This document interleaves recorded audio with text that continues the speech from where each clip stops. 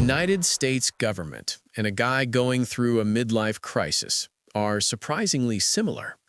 Except instead of overpriced cocktails, messy divorces, and a brand new Corvette, Uncle Sam is blowing trillions on healthcare programs, tanks, and monthly checks for 70 million retirees. And unlike a normal midlife crisis, which you might fix with therapy, a gym membership, or one regrettable tattoo you swear has deep meaning, this one sticks around. We all live through it, year after year.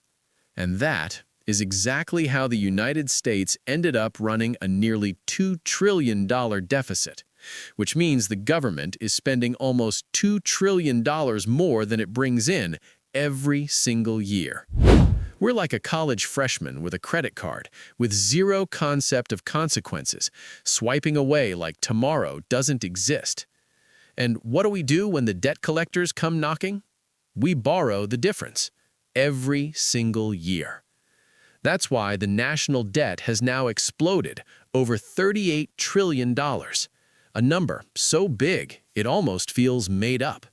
So here's the question nobody is asking loudly enough. Can we actually fix this mess? After spending over 60 hours digging through government reports, Excel spreadsheets, and charts that made me question everything I thought I knew about money, I've come to a stark conclusion. The only options we have left are ugly, unpopular, and guaranteed to make millions of people angry. But before we jump straight into the hard truths, we need some context. A deficit happens when the government spends more than it collects. Think of it like an unprofitable business, one that keeps opening new branches and hiring more employees than it can pay. And the United States has been unprofitable since 2001. Deficits used to be occasional, temporary spikes, but recently, since 2020, deficits have hit over $1 trillion every year. It's like our new national pastime. Baseball is out. Fiscal irresponsibility is in. So, to understand how the world's strongest economy can bleed money without anyone noticing day to day, we need to see where the cash is actually going. And if any of it feels confusing at first, don't worry. It'll all make sense by the end. And if we want to get to the root of deficit spending and debt problem, we have two real options. Option 1, cut national defense spending. Option 2, cut mandatory spending, specifically Social Security, Medicare, or Medicaid. Everything else? Noise, too small to make any meaningful difference. When nearly 70% of your budget is eaten by only 5 giant line items, trying to fix the deficit by trimming around the edges is like trying to lose weight by switching from regular Coke to Diet Coke. It doesn't really matter, because you're still at McDonald's. So let's look at our first option, cutting national defense. National defense spending makes up around $850 billion annually, 13% of the federal budget. But there's a problem. Cut defense spending and people immediately imagine paratroopers flying down on their house. It's one of the stickiest political issues. And because of this, cuts are highly unlikely. It's not like we aren't overspending. We absolutely are. The United States spends more on defense than the next 10 countries combined, including China, Russia, Germany, and probably the Avengers at this point. And the reason we spend so much is simple. National defense is an emotional support blanket wrapped around the entire country. Global tensions are rising. International affairs are a dumpster fire, and the internet keeps telling us World War III is around the corner. So yeah, national defense cuts aren't likely to happen. Which leaves us with option 2, cut mandatory spending. Mandatory spending is the Mount Everest of our budget challenges. It's big, it's dangerous, and attacking it will end your career faster than being caught on a certain someone's list. So, we need to be addressing the root causes of the deficit, not just trimming the edges. Let's look at our first option, cutting national defense. National defense spending makes up around $850 billion annually. That's 13% of the federal budget. But there's an issue.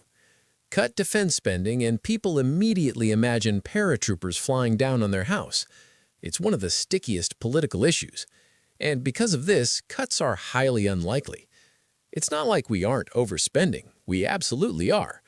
The United States spends more on defense than the next 10 countries combined, including China, Russia, Germany, and probably the Avengers at this point. National defense is like an emotional support blanket wrapped around the entire country. Global tensions are rising.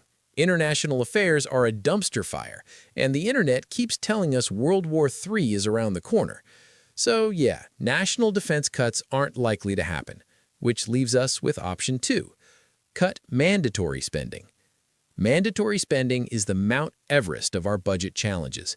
It's big, it's dangerous, and attacking it will end your career faster than being caught on a certain someone's list. Mandatory spending has 3 untouchable giants: Social Security, Medicare, and Medicaid.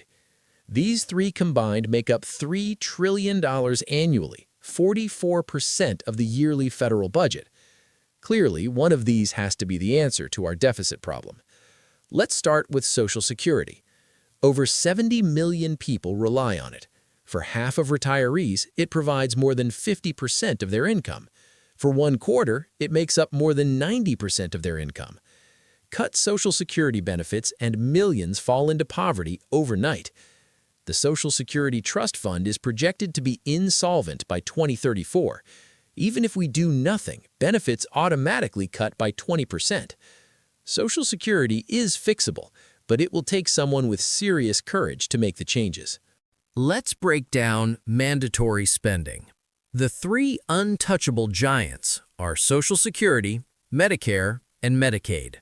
These 3 programs combined make up $3 trillion annually. That's 44% of the yearly federal budget.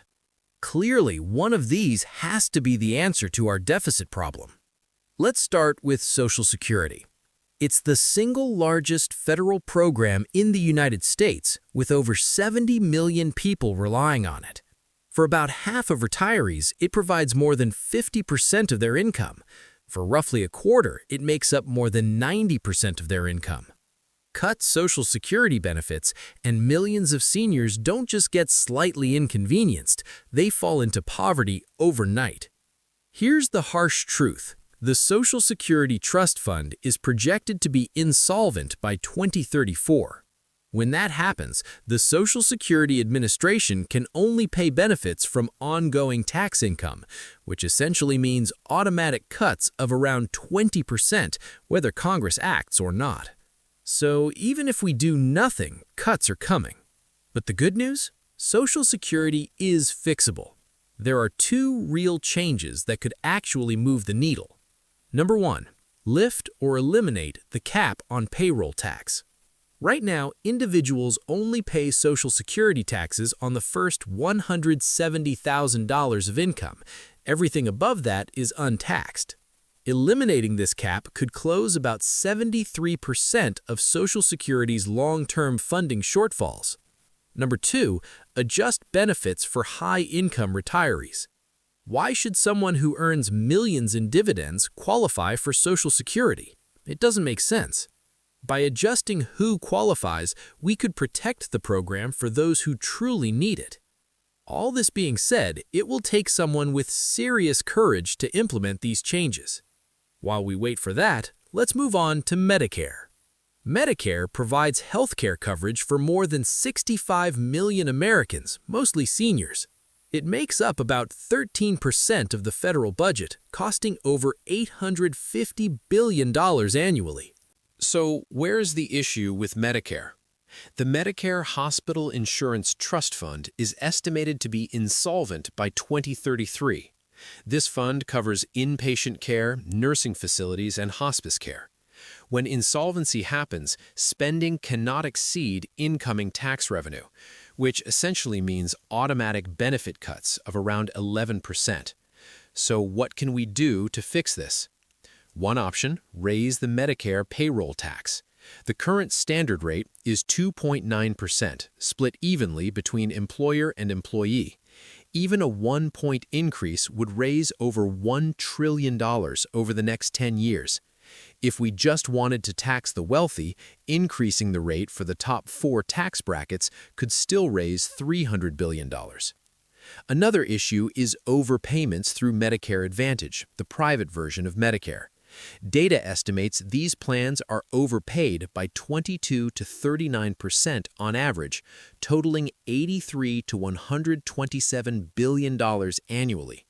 Over the next decade, that could add up to $1 to $2 trillion in unnecessary spending. While correcting these overpayments would save massive amounts, it would anger the health insurance industry, so reform is unlikely. Finally, let's discuss Medicaid. Medicaid covers around 70 million Americans, mostly kids, low-income families, disabled adults, and seniors. It costs over $600 billion annually, making up more than 9% of the federal budget.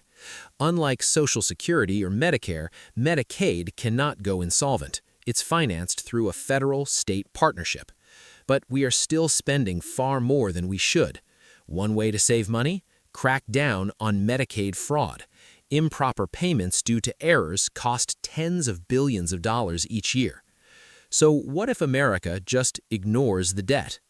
Because we run in an annual deficit, the government must keep borrowing to cover the gap between revenue and spending. Investors notice this, and higher borrowing risk drives up interest rates.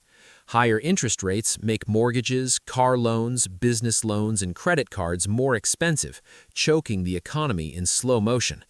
But it's not too late. There is still a shrinking window to fix this mess. The longer we wait, the fewer options we have. And before this video closes, I want your thoughts. There's no perfect solution, only trade-offs and sacrifices. Drop your ideas in the comments on how we could fix things. I'll be responding to as many as I can. Because if there's one takeaway from this entire video, doing nothing is not an option.